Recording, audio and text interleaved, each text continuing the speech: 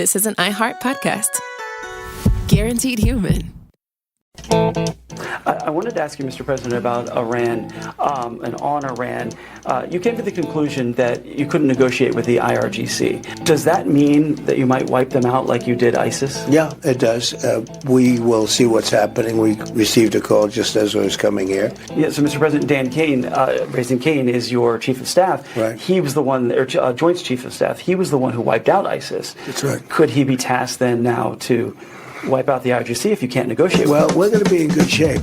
You're listening to the 47 Morning Update with Ben Ferguson. Good Thursday morning. It's so nice to have you with us on the 47 Morning Update, and we've got a very big story for you. It is interesting to watch the Democratic Party allow the Democratic Socialists to take over. Well, they now have put out their new platform.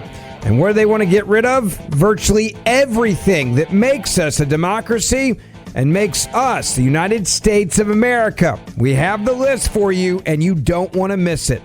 It's the 47 Morning Update, and it starts right now. Story number 1. Ladies and gentlemen, if you want to understand how dramatically the far left wants to transform America, well, it's now in writing. You have to look no further than the newly unveiled platform from the Democratic Socialists of America, known as the DSA. Now, this isn't simply another policy paper that's calling for, higher taxes and bigger government, which they love. This is now a document that envisions fundamentally restructuring the American system of government itself. Now, let me be very clear what we're talking about. The DSA is an activist political organization. They are not a governing body. And its platform has no legal force, but they're running for office. And now they become incredibly influential in the Democratic coalition as a whole. Many of the races right now are running Democratic Socialist candidates in the Democratic primaries. And a growing number of candidates not only are identifying, but also receiving support and winning. So what exactly are they proposing? Well, Kayleigh McEnany explained it as she got the platform notes, and here's what it said. Well, the DSA debuted their new Workers Deserve More program yesterday with a set of radical new policies that would gut the Constitution, radically transform life in the United States. The document pitches an idyllic future under socialism. Quote, imagine taking a day off from work in a future without capitalism. You work as much as you are able and no more than needed, and you would control your own labor and see it going to good use. It's not just a job to pay the bills. Speaking of bills, you don't really have them anymore. You have no debt. You don't need health insurance. You don't pay a mortgage or have a landlord because comfortable housing is a human right. Just because it isn't easy to imagine now doesn't mean we shouldn't try to make it happen. Wow, the problem is it's failed everywhere it's been tried. Now, to be clear, what they're asking for is replacing America, our constitutional structure, with a socialist, communist, Marxist system. The platform, by the way, calls for replacing the Electoral College with a national popular vote, expanding the House of Representatives so that they have the edge, ending the Senate filibuster, reducing the Supreme Court's power of judicial review, meaning they're basically meaningless, and moving towards a, quote, new constitutional framework that's centered on a single federal legislature. This is, again, all in writing. Now, if you think about what this proposal means, the United States of America was deliberately designed with 3 co-equal branches of government: the executive, the legislative, and the judicial. Now, communists understand that, and they understand that's a problem. So what they said was, no, we're done with that. And forget 2 legislative chambers in the House and Senate, right? No, that's gone as well. The DSA is now telling Americans that all of these institutions are undemocratic and they should be fundamentally restructured. Now, they say these changes would make, quote, government more representative. And they argue that this is a dismantling of the core of the problems we have in this country. Constitutional checks that we don't need, balances that we don't need. They want none of those things to exist. Now, how did we get to this point?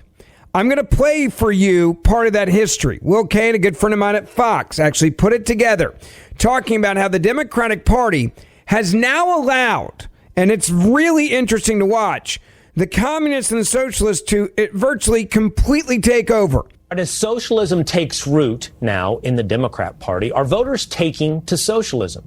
We may not have an answer yet, but we are getting a pretty clear picture of what Democratic Socialists have in mind for America. Total, fundamental, radical change to pretty much every area of government. The DSA underscoring that plan for upheaval in a new platform just released. Let's walk through it together. We have it up on the wall. It's no less radical than starting with replacing the president and the Supreme Court of the United States. But we're just now getting started, because the DSA would also abolish the United States Senate, expand the House of Representatives, and move to ranked choice voting, the likes of which you see in California.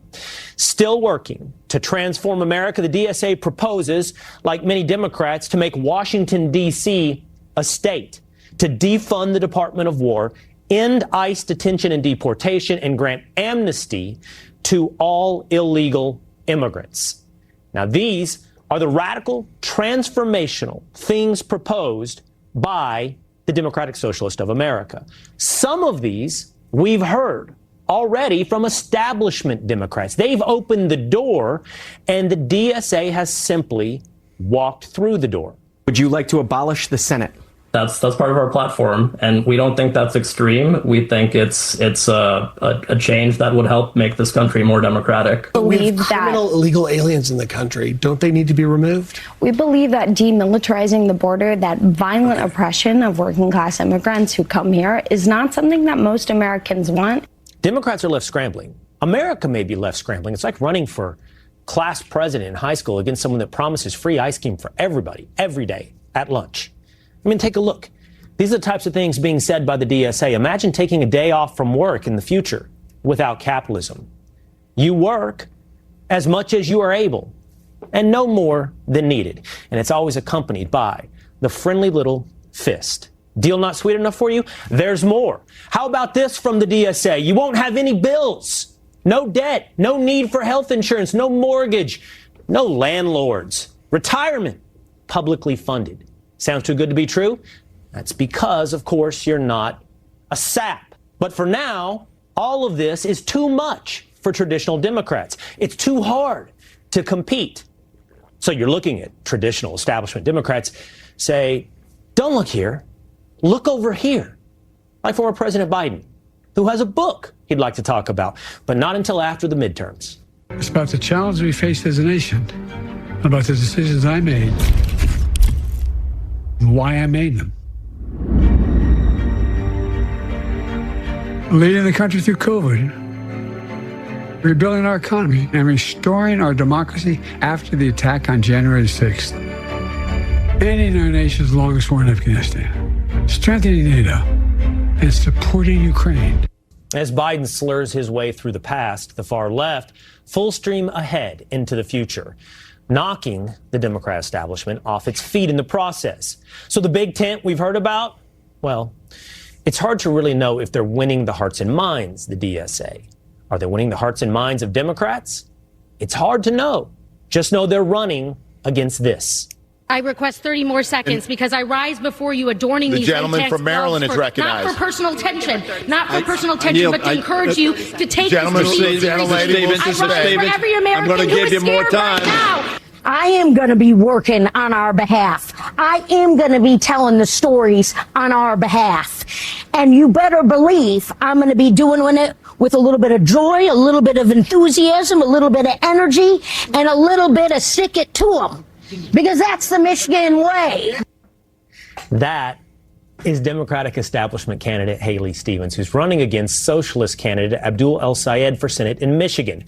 Somebody clever on X said, the Democrats said we need new voices. And here's Haley Stevens to offer you a 1930s baseball manager.